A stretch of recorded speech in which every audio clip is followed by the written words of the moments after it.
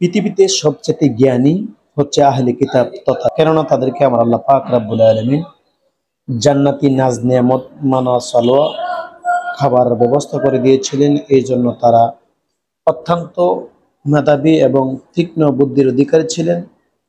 তো ইমামুল আম্বিয়া রাসূল পাক সাল্লাল্লাহু তাআলা আলাইহি ওয়াসাল্লাম উনি যখন হযরতে আলী রাদিয়াল্লাহু তাআলা আনহুর ব্যাপারে ঘোষণা করলেন যে আনা মাদিনাতুল ইলম ওয়া আলিউন বাবুহা, আমি হচ্ছি এলেমের শহর, আলী হচ্ছে এলেমের দরজা।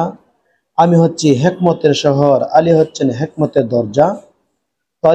হযরতে ইমামুল আম্বিয়া রাসূল পাক সাল্লাল্লাহু তাআলা আলাইহি ওয়াসাল্লাম হযরত আলীর ব্যাপারে যখন এই কথাগুলো উনি বললেন, আহলে কিতাবী যারা ছিলেন তারা হযরতে আলী রাদিয়াল্লাহু তাআলা আনহুর কাছ থেকে ওনার এলেম কতটুকু আছে, কি পরিমাণ আছে, সেই প্রসঙ্গে জানার জন্য তারা হযরতে আলী রাদিয়াল্লাহু তাআলা আনহুর দরবারে আসছে।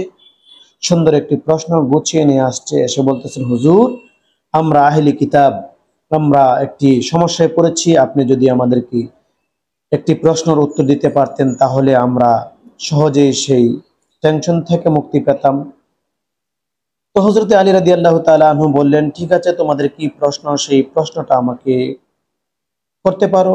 এবার তারা বললেন, হুজুর আমাদের মহল্লায় এক ব্যক্তি, ওনার 3টি পুত্র সন্তান ছিল এবং ওনার 17টি উট সম্পদ হিসেবে ওনার 17টি উট রয়েছে।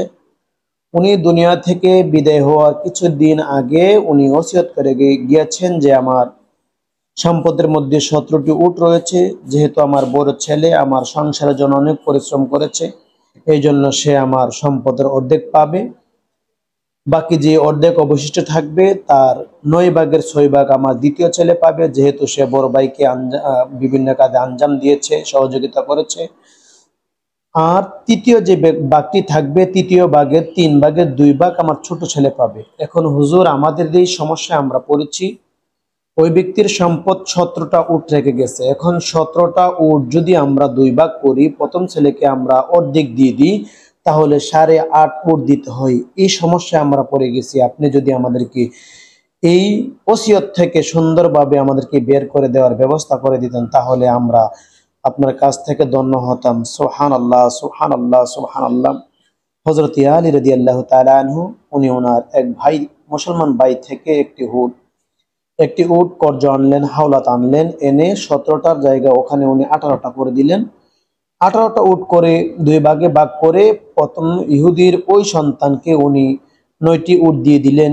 বাকি 9টি উট উনি কি করলেন, আবার 9 ভাগের 6 ভাগ তথা 6টি উট ওনার মেজো ছেলেকে, ওই ব্যক্তির মেজো ছেলেকে দিয়ে দিলেন। অবশিষ্ট যে 3টি উট থাকে, তাদের প্রশ্ন ছিল, হুজুর 3 ভাগের 2 ভাগ ছোট ছেলেকে দেওয়া হবে, ওই জন্য উনি 3 ভাগের 2 ভাগ তথা 2টি উট তার ছোট ছেলেকে দিয়ে দিলেন এবং অবশিষ্ট যে একটি উট রয়েছে উনি যার কাছ থেকে দার কর্জ হাওলাত এনেছিলেন তাকে আবার পুনরায় ব্যাক করে ফিরিয়ে দিলেন। সুবহানাল্লাহ, সুবহানাল্লাহ। হযরতে আলী রাদিয়াল্লাহু তাআলা আনহুর ইলম দেখে অনেকগুলা ইহুদি খ্রিস্টান তখনই অবাক হয়ে গিয়েছিলেন, আশ্চর্য হয়ে গিয়েছিলেন। তারা বুঝতে পেরেছিলেন যে আল্লাহ পাক রব্বুল আলামিন হাবিব ইমামুল আম্বিয়া যা বলেন তা সত্য বলেন। আল্লাহু আকবার, আল্লাহু আকবার।